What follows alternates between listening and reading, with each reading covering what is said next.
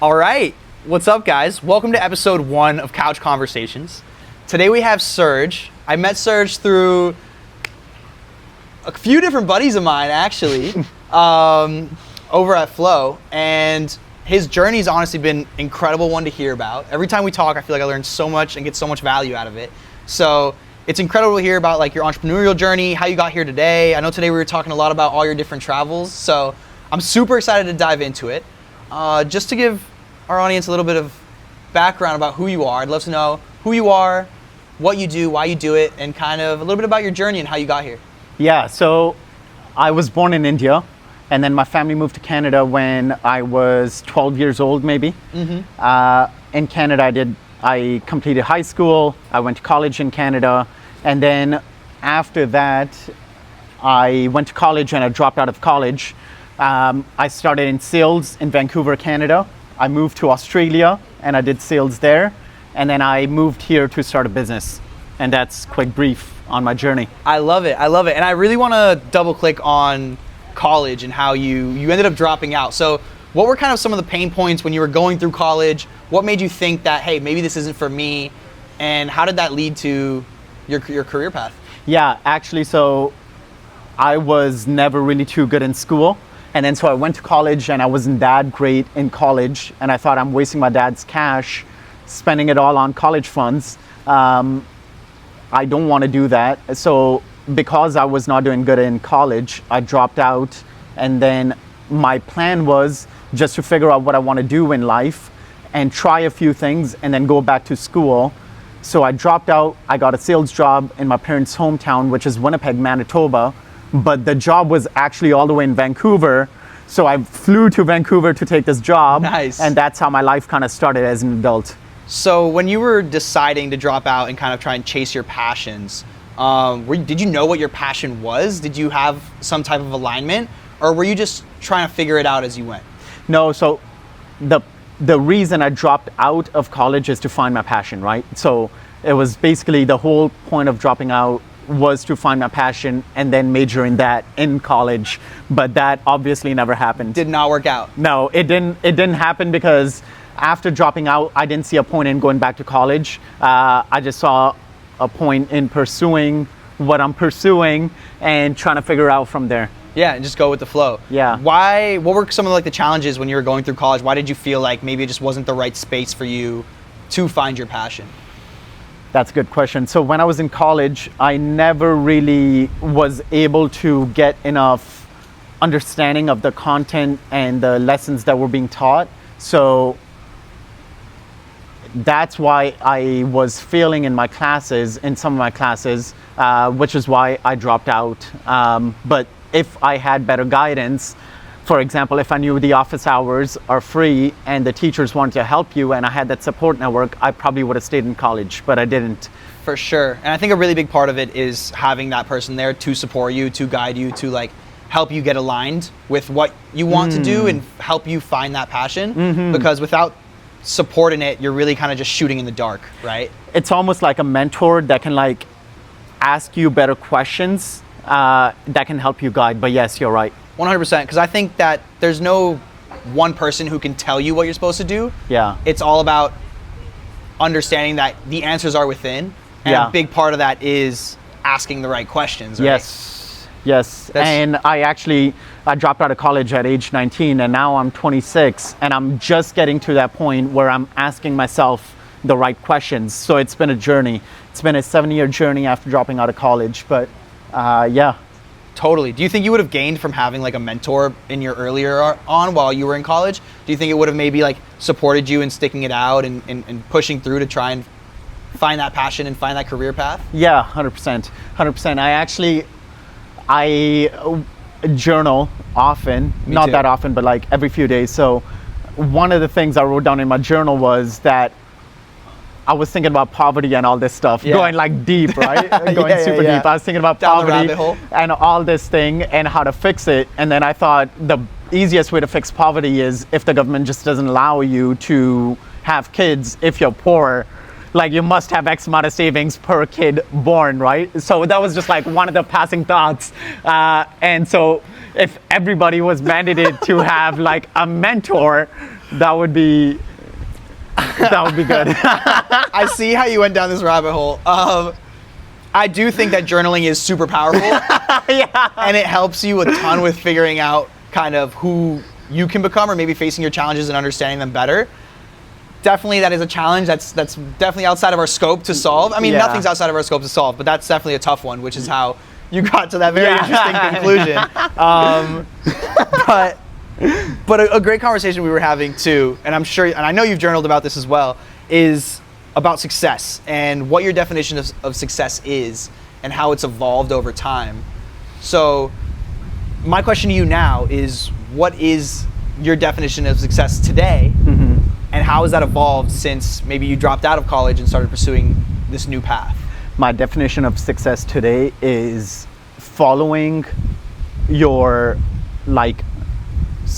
your desires and also being spontaneous. That's my definition of success today. Being spontaneous and following your desires, such as one of my desires is to help other people who want to accomplish things financially, helping those people become financially successful, for example. If I'm able to do that, I believe I'm successful. Similarly, if I want to hang out with a friend, today, for example, I wanted to hang out with you and this podcast was completely spontaneous. If I want to do that activity, I want to be able to do that, and that's my definition of success today. Whereas once upon a time when I was in college, my definition of success was having lots of money, cars, suits, all these things you know, the external factors that people associate with success. Almost like seeking validation. Exactly. So that's how it's kind of evolved. That's huge. So now it's really not about seeking validation. It's about having freedom of time and location. Yeah. So that you can dedicate that towards whatever you are passionate about in the moment. Right? Yeah. And definitely. I think that being spontaneous is like a superpower, especially when you've set yourself up and built a life where you're able to and almost like allowed to do so. Yeah. And I think that's definitely a huge factor in success for many people, that at first it's all about making money, but very quickly you realize that it's not just about the money you make, it's about the freedom that it gives you. Yeah. Absolutely. It's not about like the material things. The reason I jumped into business, it was not to chase the material things that the money can bring me. It was because I was trying to chase freedom, the freedom of time and location. That's awesome. Yeah. I love it. And the big thing that we were talking about earlier as well was that when you're making that jump, right, from dropping out of college to pursue your entrepreneurial journey and just figuring out on your own, no matter which path you took, there was guaranteed to be regrets. Yes, so we'll touch up on that regrets point in a minute, but let me touch up on the point on how I took the jump, because I think that's where most people get stuck. So it wasn't, I have this dream of having some certain type of business and I'm going to pursue that passion. My jump came from listening to Lewis Howe's School of Greatness podcast with some guests, where he mentioned that humans have two needs, and one need is a need for sense of safety and having a roof over your head, and the other human desire that's very important is a desire of exploration. And so I thought, okay, I'm going to leave my job, I'm going to get another remote job that pays me a salary, and I'm going to move from Canada to the US to Florida, where my friend owns a business, and I just wanted to help him with sales and do some sort of partnership with him. But a week later, my boss found out I was doing this, and he basically told me to pick one or the other. So I basically quit my job, and that's how I made the jump. But yeah, your question again about Regrets. So actually, I would like you to tell your story about Colorado and everything else, and then I'll tie regrets into this and how every life has a regret. And you just need to choose your regrets. So go ahead and tell your story. No, yeah, totally, 100%. For me, I went to go visit my family in Colorado for a couple days, right? And it was beautiful, it was amazing.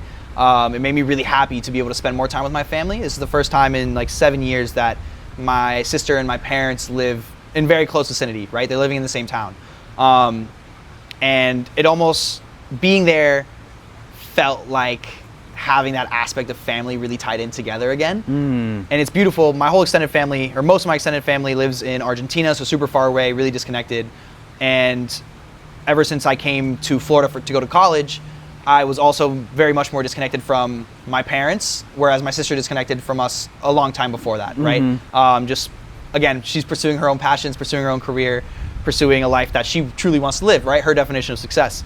And being there, it made me feel almost sad. Or not actually being there, it's when I came home, it made me sad thinking to myself that I'm now the missing piece to the puzzle of having that feeling and having that pillar of your life of having family be complete.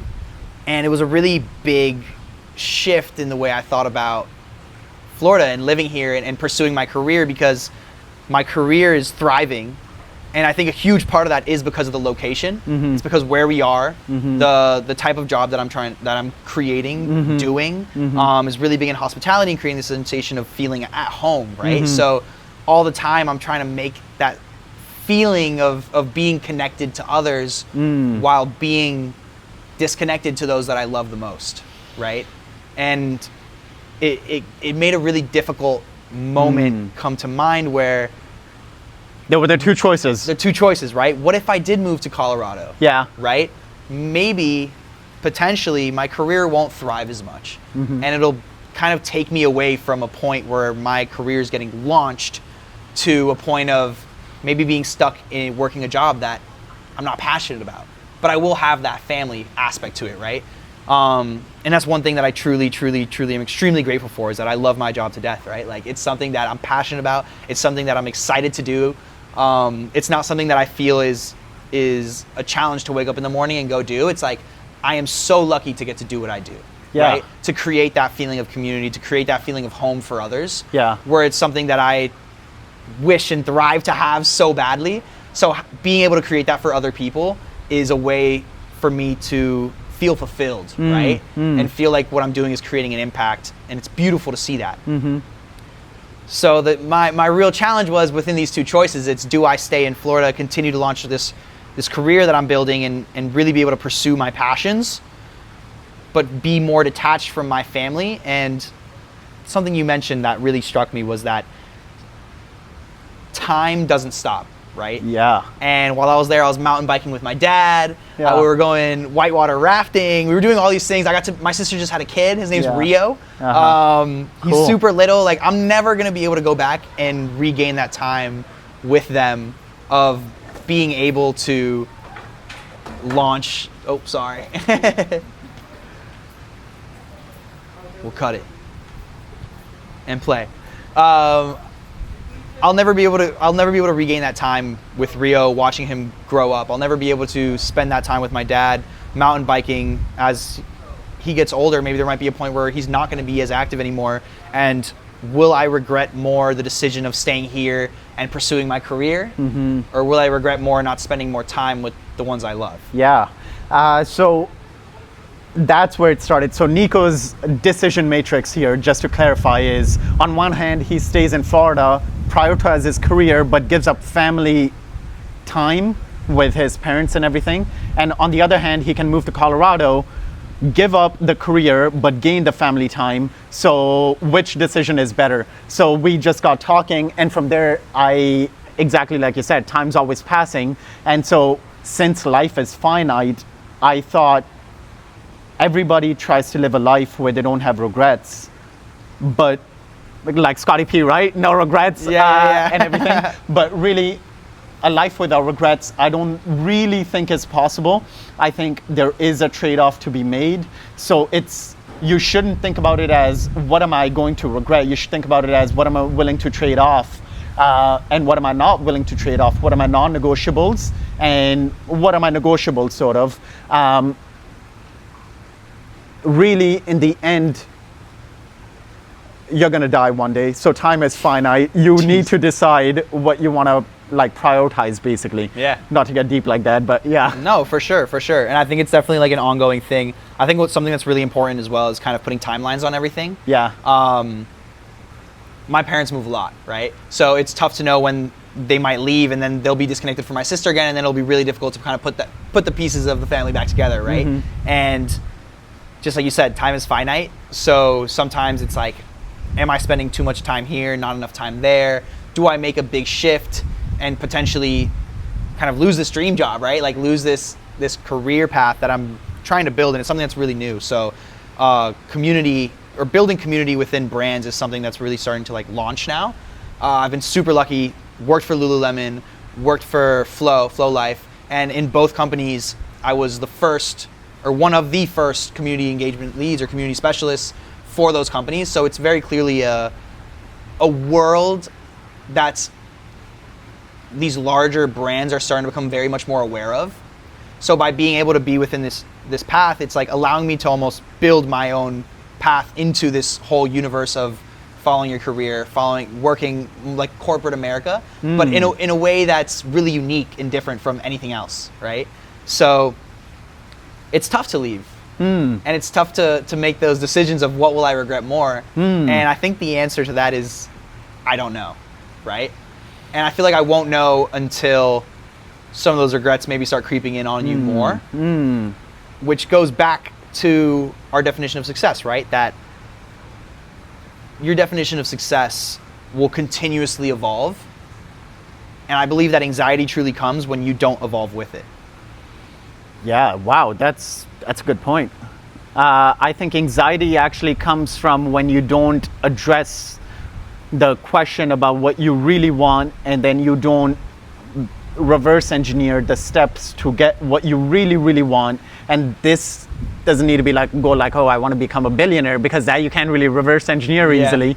But if what you really want is freedom of time and location, that can be reverse engineered. Sure, it's going to, the other day actually I did it on my whiteboard, it's going to take me, let's say 14 years to accomplish my goals, which sounds like a huge amount of time, but anyways, you're gonna live.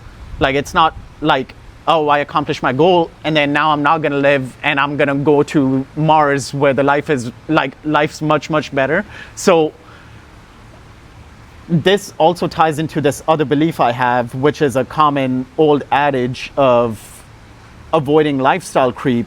And you know how there's that old adage, avoid lifestyle creep, and that way you can make bank. What does that mean? What does that mean? Lifestyle creep. Yeah, what is that? Which is like, as your salary goes up, you get a better house, better car, all these things that you want.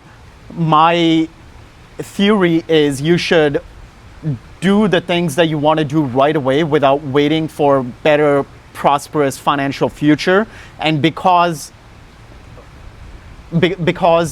you don't actually want all the things that you think you want, you're actually fine with much less, more than what you have now, but less than your true desire. So what you should do is live the life that you want right away, and then just reverse engineer how you can live that life and hit your goals, maybe over 14 years, in a aligned manner, in a smooth manner, rather than having to hustle it out all the time. I see what you're saying, but in the sense of living the life that you want to, it's like me. Let's say I want my dream car, I want to have an M3, right? I want to have a manual M3, I want it to be new, I want it to be beautiful. It wouldn't make sense for me to buy the M3 now, be losing a ton of money every month. Not in a job, but in a business, if you do that, because in a business, there's no ceiling, right? In a job, there's, so that... Correct. There's a bit of a difference. So when you're in a business, you can always reverse engineer and figure out how you can make the business bigger. In a job, that's not always the option, which is why working for yourself, I think, eventually will lead to a more fulfilled life. I understand it's like difficult to make that jump. It was difficult for me. It was nerve-wracking for me also. But I think everything that you want in life is on the other side of that jump. So the jump must be made. And yeah. And we were talking about how, like, when is it right to jump, right? Which can be a super challenging thing to know, right? Because some people would say you just need to make it. But I think it's really important to have like a safety net of knowing that if you did make the jump and you don't land on your feet, you still have something that you can fall back on. Well, the safety net really is a job. You know, prior to 1800s, jobs weren't a thing in the 1800s and before. Everybody just kind of got piece rate for doing what they did. So everybody was kind of entrepreneurial, right? But today, because you can kind of get a job within 2 to 3 months, the downside risk is really you go broke, or you lose your job, or you lose your job. So you go to your mom's basement, or hopefully you have $10,000 that you like, Yeah, hopefully. that's untouched. Just keep a $10,000 account. If you have that, I'm sure you can get a job before the 10,000 runs out. I'm sure of that. For sure, or downsize and scale it and figure it out. 100%. So I don't know about the whole 1800s thing, but Oh, the jobs weren't a thing once upon a time, but yeah. are you sure? Yeah, I know. They weren't. Back in the day, there were no jobs. Everybody just got like a piece rate back in the day. We need that guy from Joe Rogan. Taylor, look this up. Taylor, tell me if this is fact or cap. Okay, so that's great. So really making the jump for you was something that you truly felt was the right decision. At the time, it wasn't a jump because, as I mentioned, I had a job and a business. But then, so this is what happened. The first company I worked for after I dropped out of college, it was a company called Ledcore. Ledcore was all about personal development, human development, personal growth, all these things. But then I made the jump and I had a job and a business, right? My boss found out that I'm trying to pursue business also, and he told me to pick between the job and a business. Yeah, you kind of got pushed to make that jump. Yeah, but the jump was already made because I moved from Vancouver all the way to Florida. So I already had moved countries. So because I had to make that decision, I had to move all the way back to Canada, which I didn't want to do. So I was sort of forced to make that jump. And when he said that to me, he's like, Serge, I'll never forget what he said to me. He's like, Serge, in life, we all have dreams, but you need to know the difference between dreams and what's reality, and what's reality is your job, and this is what's paying the bills. And when he said that, the decision that went through my mind is, am I going to chase my dreams or reality, which is this job, which I don't like too much? And so I pursued my dream. So my true jump was after I moved down here, when my boss said that to me, and it was very stressful. It was not easy the first 6 months. I can go into things deeper, but it was really not easy. I'm now 26 years old. I've been in business 4 years. I've been almost bankrupt 2 times. I've had 3 lawsuits, almost a 4th one last week. So it's not been easy, but I think once you make the jump, you truly start to figure yourself out and your desires out. And what I mean by the jump is, when you leave your job and get into business, you're sort of forced to reverse engineer all the time, whereas in a job, you're told what to do. And I think the proper way of living is what your girlfriend does, is engineering and reverse engineering things. Yeah. And that's like a great profession, but something I want to touch up on there, though, I do believe that there are career paths where you get to reverse engineer. yeah. They're out there. You need to find them, right? Yeah. You need to do the searching. You need to have passion. You need to be aligned. Yeah. But there are a lot of opportunities that you can be put in a position where you get to be like an entrepreneur. Yeah. So Yeah. you get to reverse engineer. You get the problem and you get to figure out how to get there. Yes. And I genuinely believe that some of like the best things in life and best jobs you'll ever have is someone who presents you a problem and says, Figure it out. figure it out. Yeah. Right? Not follow steps A to Z Yeah. and do this 100 times over. This is the issue, like how can we improve upon this, or how can we make this better? Yeah. And then you have the freedom to explore and to like not just explore, but explore curiosity and try things out and fail, right? Yeah, And yeah. I feel like the most important thing and the most fun thing to do is fail. Because yes, it puts you in a really tough situation, but I don't think you ever learn from the highs. I think you only learn from the lows. Yes. Something you said there, the most important thing is to fail, and this grind mindset and hustle culture. I think failure is important. It's part of the journey, but I don't think it's like the hustle culture. What that's saying is, hustle just means, oh, I'm hustling to achieve my goals. I haven't yet achieved my goals, but I'm grinding, I'm hustling, I'm figuring it out. Mm-hmm. There is time and place to hustle and figure it out, but also life is finite, right? So Yeah. eventually you need to make a decision and lock in on one thing, and that's a phase I'm now in life, where I'm trying to lock in on one thing. But yeah, that's cool that you brought that up. No, 100%. And is journaling helping you trying to figure out that one thing? Journaling is helping me to try and figure out that one thing. Another thing that helps me really is thinking about my non-negotiables. I want to work a max of 10 hours a week.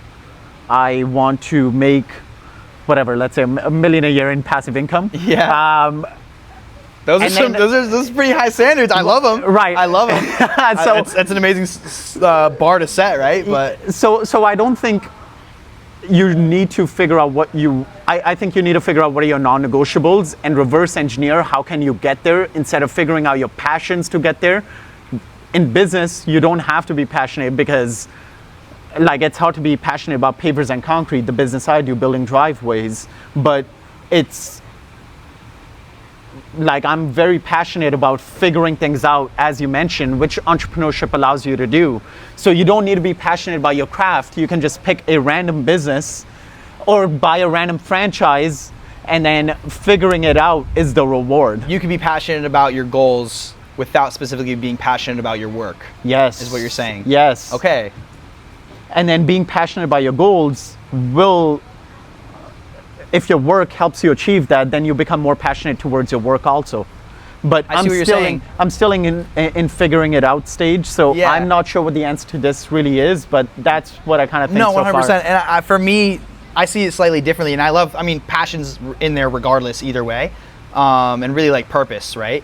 But it's cool to see how you can have, if your drive or if your why is strong enough, Yeah, right? yeah. How you get there doesn't matter. Yeah, and what you do really doesn't matter that much. But then you can have a goal of, oh, I want to have $1 million a year in passive income. And then you can also have another goal of, oh, I want to work 10 max hours a week. And then you got to see what fits in that lifestyle design. Yeah. Like, what can you actually do? Because if I go and do a startup after I sell my current company, that will take up like Most 60 of your hours a time, week, yeah. right? So, but if I buy a franchise, that can be scaled very easily. So scalability is important too. So you really need to figure out what you want as in lifestyle design, and then you can reverse engineer that with a business. But then some people say, get a job that you love and you'll never work a day. So that's the other side of it that I've never explored. So I don't know what that life's like, and I'm sure that life's very rewarding also. Unfortunately for me, when I was young, unlike our friends who are commentators in some sports channel, they knew what they wanted to do when they were young. If you don't know, then you can just jump into business and figure it out as you go. Totally. And I think it kind of goes back to that thing we were saying earlier about really asking the right questions can help you figure it out. It's just having someone that can guide you, support you, and help you figure it out. Because like you said, time is finite, and you can always do everything on your own. Mm-hmm. But by not reaching out and asking for help and being open to help, it can make you lose a lot of that time. Yeah. And actually, I think that comes not reaching out for help. For me, in the past, came from an insecurity of like not knowing whether or not like I was enough for my goals. So like, but if you don't ask a question, you won't get the answers. Yeah. So, but like, it's very important to like ask the right questions and not feel insecure in that manner, and talk to people like Nico who can help you figure it out, and other people who can help you figure it out, because people have the answers, and the common wisdom of many people is more than what you are going to be able to figure it out. So it's important to talk to people about your problems and like your goals and everything. yeah, I think 100%. Ronnie, actually, a good friend of mine, Ronnie, said that there's not enough time in life to learn all the lessons. So be able to take lessons that others have learned and build upon that. Wow. So that's also like, okay, so there's a podcast I want to recommend. It's 4-hour Naval Ravikant's podcast on how to get rich. And he talks about after about age 23, it's very hard to build specific knowledge. And once you have specific knowledge in something, even if you're not passionate about it, it's better to build upon it, because to gain specific knowledge takes a lot of trial and error, and there's limited time and limited energy. So it's better to build on something that you already know. To pursue it, yeah. Yeah. Time is the most valuable resource you have, and if you've already spent a lot of it on one specific thing, Yeah. it's probably better to keep building off that and find a way to grow your passion through it, than instead of starting from nothing all over again with something completely new. Yeah. Yeah. Totally. Yeah. Totally. All right. Well, Optimal adaptation. optimal adaptation. Actually, I think we should save optimal adaptation for the next episode. Oh, cool. What do you Yeah. think? Yeah, that's Yeah? fine. Yeah. All right. All right. Oh, let's well, do it. actually, let me get into how I got into this business and my current business partner quickly. So, All right. we used to, when I dropped out of college and I moved to Vancouver, we used to meet every Wednesday on a pool deck, kind of like this, and 14 of us would talk about mastermind. It was a mastermind and accountability group. So we would go in a circle, we would talk about how's your health, how's your wealth, how's your finances, and health, wealth, relationships, and whether you're not happy or not. So those 4 things, we'd get your feedback on that. We would then ask you, what is your goal for the week? Then next week, we would hold you accountable to that goal. So through Nice. that group, I met my current business partner. And so I think it's very important to follow your dreams and whatever inside of you think you're trying to follow. You should believe yourself, trust yourself, and follow that intuition, because I think it will lead you to a better place. Even if the experiment is a failure, you will learn more about yourself. So I think it's very important to follow your passions. 100%. I couldn't have said it any better. Serge, it's been a pleasure. Great chat. We'll talk some more soon, and we'll keep the good times rolling. Yeah. All right. I Cool. appreciate you, man. All right. Episode 1. That's a wrap. That is a wrap. Let's go. Taylor's sitting in the back. She's like, oh, fuck this place.